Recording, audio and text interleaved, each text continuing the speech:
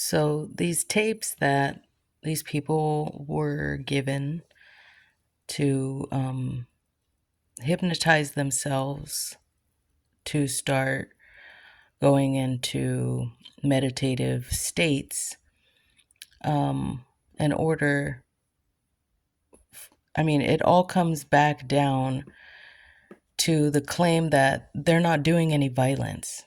I don't know if there's a more clear indication that someone is saying, hey, I'm going to attack your mind, when the first thing they say is, but I'm not going to be violent. So I'm like, and this is all plain and clear inside of this paper, this CIA document. They're literally openly saying that there's a danger that people might reject it because of their commonly held beliefs. And, so let's keep going. Let's really find out how this connects, how the fact that what they're trying to teach people to do, what they've been teaching people to do in the military. And yes, that means that people have been harmed doing these things. We don't know what goes on. All we know is what they say when they claim the reason for this is because of that. So as I kept reading this paper about altered human consciousness and how, the left brain and the right brain work, and their gateway experience is what they call it, and that there's this place called the Monroe Institute that has a technique where they achieved states of consciousness using brain hemisphere synchronization that they call hemisync. Okay, so when they do this, they are opening up themselves, their consciousness itself, to what they describe as a place called infinity. And this paper relies a lot on books written by this man named Itshak Bentov.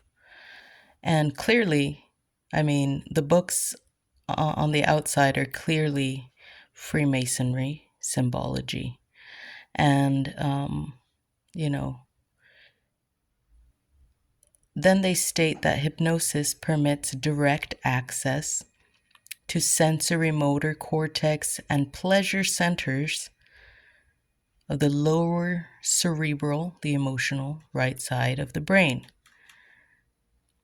So the whole thing is about how the brain works and how you can actually control somebody's mind in a physical sense of how to observe it.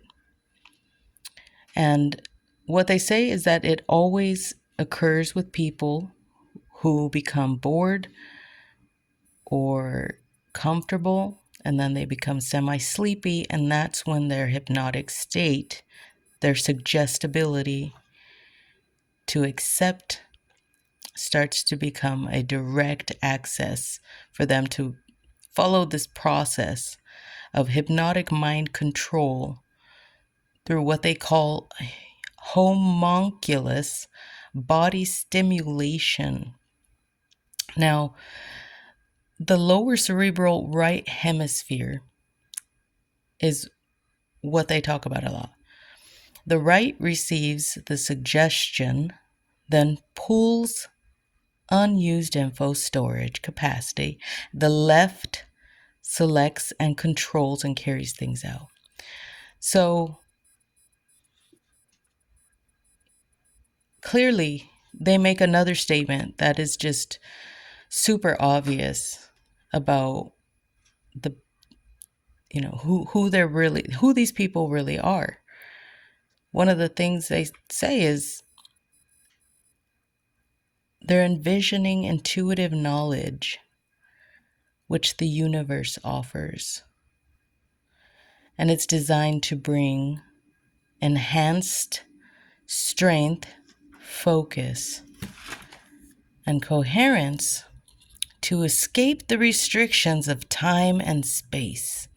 Now, if you're escaping time and space, usually that means you die.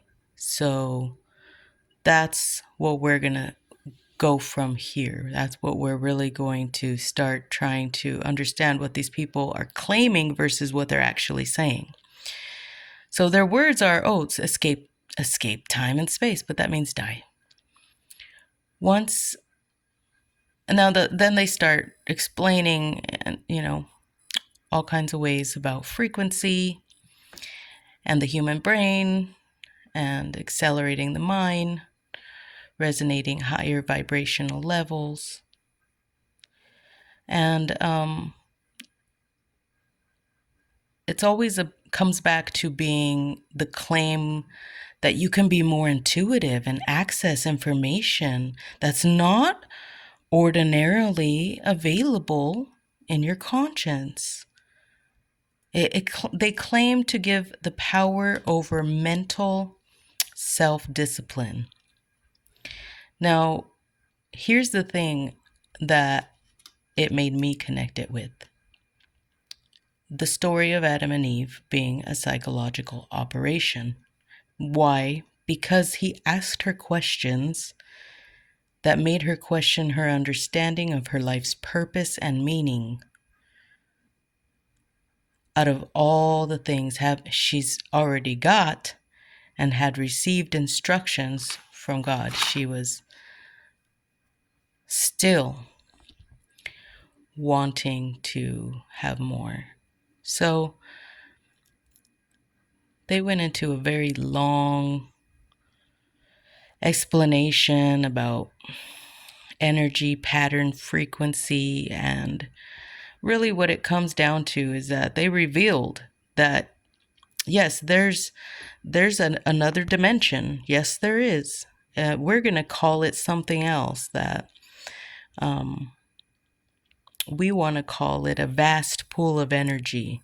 We're going to call that vast pool of energy the absolute. And it's the opposite dimension of where we're at in reality. And we call that time-space. So the absolute is actually where God is. And they don't want to say that's what they mean. A God. So whenever you hear, when you're reading this paper, the absolute or vast pool of energy and all these things, it means death. It means no longer being here in this reality. That's the reality of what they're pushing people to let themselves be exposed to a danger of, because you can die doing these things in a horrible way. It really comes down to, what do you believe humans exist to do? What is the meaning of human existence? Don't start trying to deny that you're a human and that you're something else. Face that you're a human and try to understand, what is it that we're here to do? Start back with the old stories, Adam and Eve. What was it that was going on there? How does that even apply to all people in existence right now? That's some kind of a religion from a specific kind of people. Yeah. But the person that came as one of their family members is the one who we are able to understand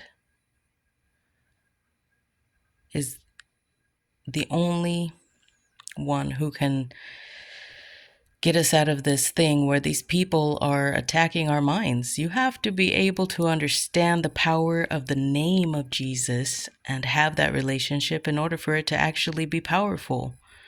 if you're going to start trying to think that you should go mess around and play with your existence, that's, hello, you're playing with death.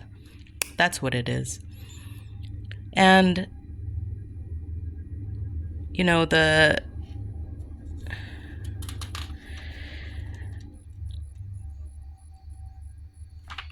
the reality for people to try and accept about religious claims, and when I use the name Jesus and God and Adam and Eve and all these stories and how they connect to what we're going through right now, is very important.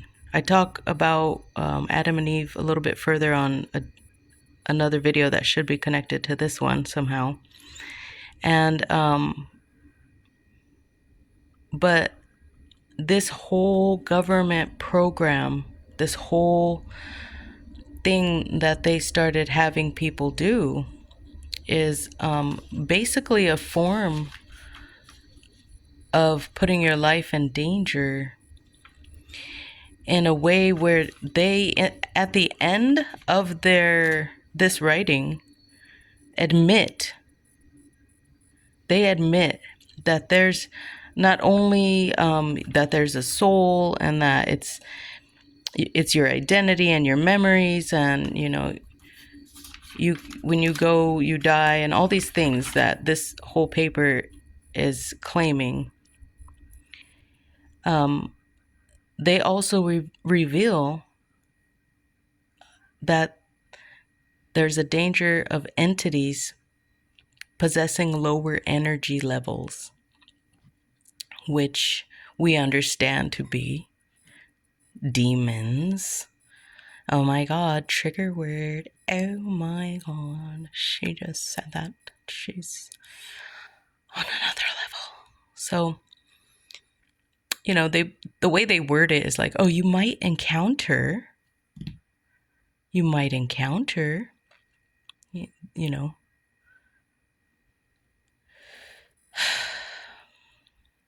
well, it really seems to me like they're feeding people to these entities,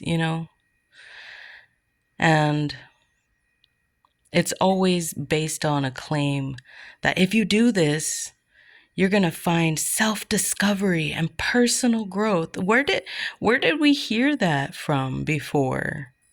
Oh, that's right. The story of Adam and Eve.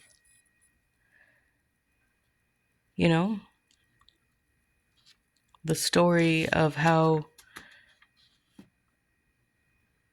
she started thinking she needed to be better, and that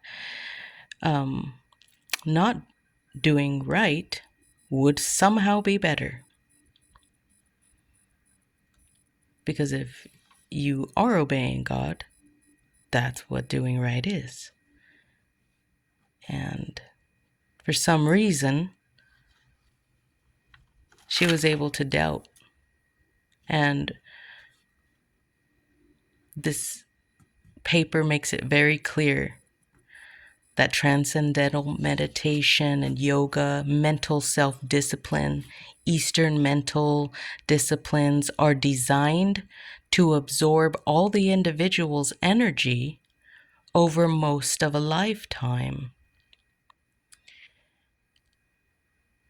And that people who are compulsive and uptight naturally create a barrier so that they are protected by their behavior. And the reality is that they're claiming that this intellectual assessment can accelerate advanced states of altered consciousness, which we understand by the old term of knowing good and evil. Somehow, it needs to be understood what's right and wrong, And mental strength needs to be something that's interesting to people. Get to work, guys. I love you. Bye.